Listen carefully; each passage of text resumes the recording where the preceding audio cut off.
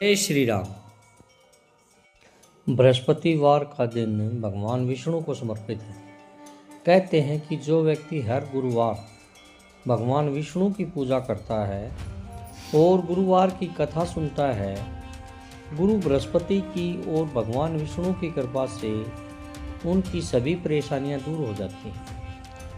लेकिन गुरुवार की व्रत कथा और पूजा के कुछ नियम हैं जिनका बड़ी ही सावधानी से पालन करना चाहिए। आइए जानते हैं गुरुवार के व्रत कथा और व्रत से जुड़े नियम। गुरुवार व्रत पूजा कथा में कई बातें ऐसी बताई गई हैं जिन्हें मनुष्य को ध्यानपूर्वक अपनाना चाहिए। कहते हैं कि जो व्यक्ति श्रद्धा भाव से गुरुवार को भगवान विष्णु की पूजा करता है और गुरुवार व्रत की कथा कहता है और सुनता है, उसकी गरीबी और कष्ट को भगवान विष्णु दूर कर देते हैं। जीवन में सुख समृद्धि के लिए गुरुवार के दिन आप भी इस गुरुवार व्रत कथा को सुने या पढ़ें। बृहस्पतिवार के दिन सूर्योदय से पहले ही उठें और नित्य क्रम से निवृत्त होकर पीले वस्त्र पहने। इसके बाद पूरे घर में गंगा जल छिड़के। इसके बाद पूजा घर में श्री हरि विष्णु की मूर्ति या चित्र स्थापित करें। पीले रंग के गंध पुष्प और अक्षत चढ़ाएं। इसके बाद चना, गुड़ और मुनक्का चढ़ाकर विधि विधान से पूजन शुरू करें। इसके बाद मंत्र का जाप करें। प्राचीन समय की बात है, भारतवर्ष में एक राज्य राजा करता था। बड़ा प्रतापी और दानी था।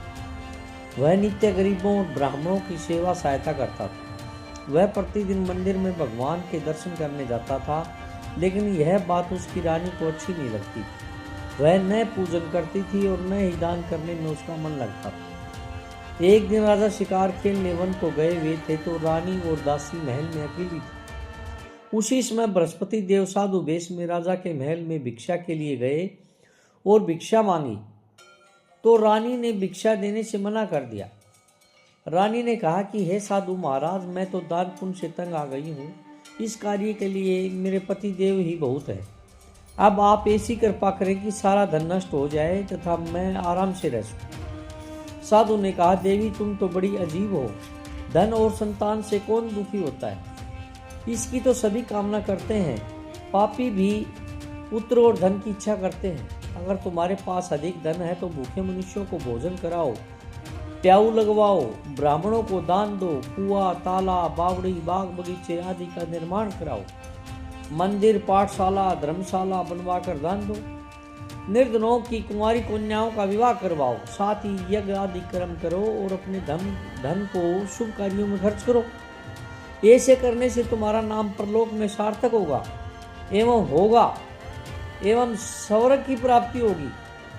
लेकिन रानी पर उपदेश का कोई प्रभाव न पड़ा। वह बोली, महाराज मुझे ऐसे धन की आवश्यकता नहीं जिसको मैं अन्य लोगों को दान दूं, जिसको रखने और संभालने में मेरा सारा समय नष्ट हो जाए। आप ऐसी कृपा करें कि सारा धन नष्ट हो जाए तथा मैं आराम से रह सकूं। साधु ने उत्तर दिया, यदि तुम्हारी ऐसी इच्छा है तो मैं तुम्हें बताता हूँ, तुम वैसा ही करना। बृहस्पतिवार को घर को गोबर से लीपना, अपने केशों को पीली मिट्टी से धोना, राजा से कहना वह बृहस्पतिवार को हजामत बनवाए, भोजन में मांस मदिरा खाना और कपड़ा धोबी के यहाँ धुलने डालना। ऐसा करने से 7 बृहस्पतिवार में ही आपका सारा धन नष्ट हो जाएगा। इतना कहकर वह साधु महाराज वहाँ से अंतर्ध्यान हो गए। इसके बाद रानी ने वही किया जो साधु ने बताया था। 3 बृहस्पतिवार ही बीते थे कि उसका सारा धन संपत्ति नष्ट हो गया और भोजन के लिए राजा रानी तरसने लगे। तब एक दिन राजा ने रानी से कहा कि तुम यहाँ पर रहो, मैं दूसरे देश में चाकरी के लिए चला जाऊं, क्योंकि यहाँ पर मुझे सभी मनुष्य जानते हैं, इसलिए कोई कार्य नहीं कर सकता। देश चोरी परदेश भीख बराबर है। ऐसा कहकर राजा परदेश चला गया। वहाँ जंगल को जाता है और लकड़ी काट कर लाता है और शहर में बेचता है। इस तरह जीवन व्यतीत करने लगा। इधर राजा के बिना रानी और दासी दुखी रहने लगी। किसी दिन भोजन मिलता, किसी दिन जल पीकर ही रह जाती। एक समय जब रानी और दासियों को 7 दिन बिना भोजन के रहना पड़ा तो रानी ने अपनी दासी से कहा, हे दासी, पास ही के नगर में मेरी बहन रहती है, वह बड़ी धनवान है, तू उसके पास जा और 5 शेर बेझर मांग ले, ताकि कुछ समय के लिए थोड़ा बहुत गुजर बसर हो जाए।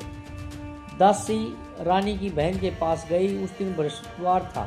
रानी का बहन उस समय बृहस्पतिवार की कथा सुन रही थी। दासी ने रानी की बहन को अपनी रानी का संदेश दिया, लेकिन रानी की बहन ने कोई उत्तर नहीं दिया। जब दासी को रानी की बहन से कोई उत्तर नहीं मिला तो वह बहुत दुखी हुई, उसे क्रोध भी आ गया। दासी ने वापस से आकर रानी को सारी बात बता दी। सुनकर रानी ने कहा कि दासी, इसमें उसका कोई दोष नहीं है। जब बुरे दिन आते हैं तब कोई सहारा नहीं, अच्छे बुरे का पता विपत्ति में ही लगता है। जो ईश्वर की इच्छा होगी वही होगा। यह सब हमारे भाग्य का दोष है। यह सब कहकर रानी ने अपने भाग्य को कोसा। उधर रानी की बहन ने सोचा कि मेरी बहन की दासी आई थी, लेकिन मैं उससे नहीं बोली, इससे वह बहुत दुखी हुई होगी। कथा सुनकर और पूजन समाप्त कर वह अपनी बहन के घर गई और कहने लगी, हे बहन, मैं बृहस्पतिवार का व्रत कर रही थी, तुम्हारी दासी गई, लेकिन जब तक कथा होती है तब तक न उठते हैं न बोलते हैं, इसलिए मैं नहीं बोली। कहो दासी क्यों गई थी? रानी बोली, बहन, हमारे घर अनाज नहीं है। ऐसा कहते कहते रानी की आंखें भर आईं। उसने दासियों समेत 7 दिन तक भूखा रहने की बात भी अपनी बहन को बता दी। इसलिए मैंने दासी को तुम्हारे पास 5 सेर बेझर लेने के लिए भेजा था। रानी की बहन बोली, बहन देखो, बृहस्पति देव सबकी मनोकामना पूर्ण करते हैं। देखो शायद तुम्हारे घर में अनाज रखा हो। पहले तो रानी को विश्वास नहीं हुआ, परंतु बहन के आग्रह करने पर उसने दासी को अंदर भेजा। दासी घर के अंदर गई तो वहां पर उसे घड़ा बेझर से भरा मिला। उसे बड़ी हैरानी हुई। उसने बाहर आकर रानी को बताया। दासी रानी से कहने लगी, हे रानी, जब हमको भोजन नहीं मिलता तो हम व्रत ही तो करते हैं, इसलिए क्यों न इनसे व्रत और कथा की विधि ही पूछ ली जाए, हम भी व्रत किया करेंगे। दासी के कहने पर रानी ने अपनी बहन से बृहस्पतिवार व्रत के बारे में पूछा। उसकी बहन ने बताया, बृहस्पतिवार के व्रत में चने की दाल, गुड़ और मुनक्का से विष्णु भगवान का केले के वृक्ष की जड़ में पूजन करें तथा दीपक जलाएं और कथा सुने। उस दिन एक ही समय भोजन करें। भोजन में पीले खाद्य पदार्थ का सेवन जरूर करें। इससे गुरु भगवान प्रसन्न होते हैं, अन्न, पुत्र और धन का वरदान देते हैं, साथ ही सभी की मनोकामनाएं पूर्ण करते हैं। व्रत और पूजन की विधि बताकर रानी की बहन अपने घर लौट गई। रानी और दासी दोनों ने निश्चय किया कि बृहस्पति देव भगवान का पूजन जरूर करेंगे। 7 रोज बाद जब बृहस्पतिवार आया तो उन्होंने व्रत रखा। गुड़साल में जाकर चना और गुड़ बीन लाई तथा उसी दाल से केले की जड़ तथा विष्णु भगवान का पूजन किया। अब पीला भोजन कहाँ से आए? दोनों बड़ी दुखी हुई, परंतु उन्होंने व्रत किया था, इसलिए बृहस्पति देव भगवान प्रसन्न थे। एक साधारण व्यक्ति के रूप में वो 2 थालों में पीला भोजन लेकर आए और दासी को देकर बोले, हे दासी, यह भोजन तुम्हारे और तुम्हारी रानी के लिए है, इसे तुम दोनों ग्रहण करना। दासी भोजन पाकर बहुत प्रसन्न हुई। उसने रानी से कहा, चलो रानी जी भोजन कर लो, परंतु रानी को भोजन आने के बारे में कुछ भी नहीं पता था, इसलिए उसने कहा कि जा तू ही भोजन कर, क्योंकि तू व्यर्थ में हमारी हंसी उड़ाती है। तब दासी ने कहा, एक व्यक्ति भोजन दे गया है। तब रानी ने कहा, वह व्यक्ति तेरे लिए ही भोजन दे गया है, तू ही भोजन कर। तब दासी ने कहा, वह व्यक्ति हम दोनों के लिए 2 थालों में सुंदर पीला भोजन देकर गया है, इसलिए मैं और आप दोनों ही साथ साथ भोजन करेंगे। यह सुनकर रानी बहुत प्रसन्न हुई और दोनों ने गुरुवार भगवान बृहस्पतिवार को नमस्कार कर भोजन ग्रहण किया। उसके बाद से वे प्रत्येक बृहस्पतिवार को गुरु भगवान का व्रत और पूजन करने लगी। बृहस्पति भगवान की कृपा से उनके पास धन हो गया, लेकिन रानी फिर से पहले की तरह आलस्य करने लगी। तब दासी बोली, देखो रानी, तुम पहले भी इसी प्रकार आलस्य करती थी, तुम्हें धन के रखने में कष्ट होता था, इसी कारण सभी धन नष्ट हो गया। अब गुरु भगवान की कृपा से धन मिला है तो फिर तुम्हें आलस्य होता है। बड़ी मुसीबतों के बाद हमने यह धन पाया है, इसलिए हमें दान पुण्य करना चाहिए।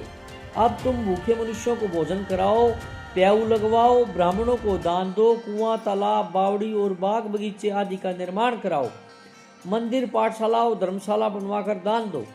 निर्धनों की कुंवारी कन्याओं का विवाह करवाओ, साथ ही यज्ञ आदि कर्म करो और अपने धन को शुभ कार्यों में खर्च करो, जिससे तुम्हारे कुल का यश बढ़े और शौर्य प्राप्त हो और पितर प्रसन्न हो। दासी की बात मानकर रानी शुभ कर्म करने लगी, उनका यश फैलने लगा। एक दिन रानी और दासी आपस में विचार करने लगी कि न जाने राजा किस दशा में होंगे, उनकी कोई खोज खबर भी नहीं है। उन्होंने श्रद्धापूर्वक बृहस्पति भगवान से प्रार्थना कि राजा जहाँ भी कहीं हो शीघ्र वापस आ जाएं। उस रात्रि को बृहस्पति देव ने राजा को स्वप्न में कहा कि हे राजा, ऊठ, तेरी रानी तुझको याद करती है और अपने देश को लौट जा।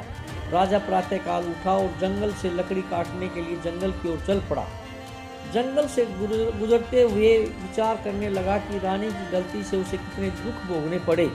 राजपाट छोड़कर जंगल में आकर रहना पड़ा, जंगल से लकड़ी काटकर शहर में बेचकर गुजारा करना पड़ा और अपनी दशा को याद करके व्याकुल होने लगा।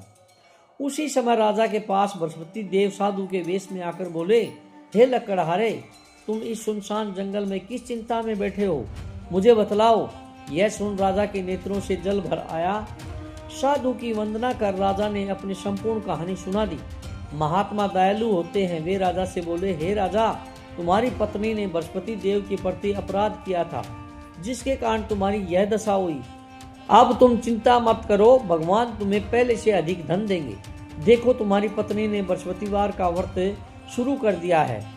अब तुम भी बृहस्पतिवार के व्रत में चने की दाल, गुड़ और मुनक्का से भगवान विष्णु का केले के वृक्ष की जड़ में पूजन करो तथा दीपक जलाकर कथा सुनो। उस दिन एक ही समय भोजन करना, लेकिन भोजन में पीले खाद्य पदार्थ का सेवन जरूर करना। भगवान तुम्हारी सब मनोकामनाओं को पूर्ण करेंगे। साधु की बात सुनकर राजा बोला, हे प्रभु, लकड़ी बेचकर तो इतना पैसा नहीं बचता जिससे भोजन के उपरांत कुछ बचा सकूं। मैंने रात्रि में अपनी रानी को व्याकुल देखा है, मेरे पास कोई साधन नहीं जिससे उसका समाचार जान सकूं। फिर मैं कौन सी कहानी कहूँ, यह भी मुझको मालूम नहीं। साधु ने कहा, हे राजा, मन में बृहस्पति भगवान के पूजन व्रत का निश्चय करो, वे स्वयं तुम्हारे लिए कोई राह बना देंगे। बृहस्पतिवार के दिन तुम रोजाना की तरह लकड़ियां लेकर शहर में जाना, तुम्हें रोज से दोगुना धन मिलेगा, जिससे तुम भली भांति भोजन कर लोगे तथा बृहस्पति देव की पूजा का सामान भी आ जाएगा। राजा ने ऐसा ही किया और उसको मनोवांछित फल की प्राप्ति हो गई। इस प्रकार जो भी यह कथा पढ़ता या सुनता है, उसके सभी मनोरथ पूरे होते हैं। जय भगवान विष्णु की। अगर आपको वीडियो अच्छी लगे तो प्लीज़ लाइक, सब्सक्राइब एवं कमेंट जरूर करिएगा।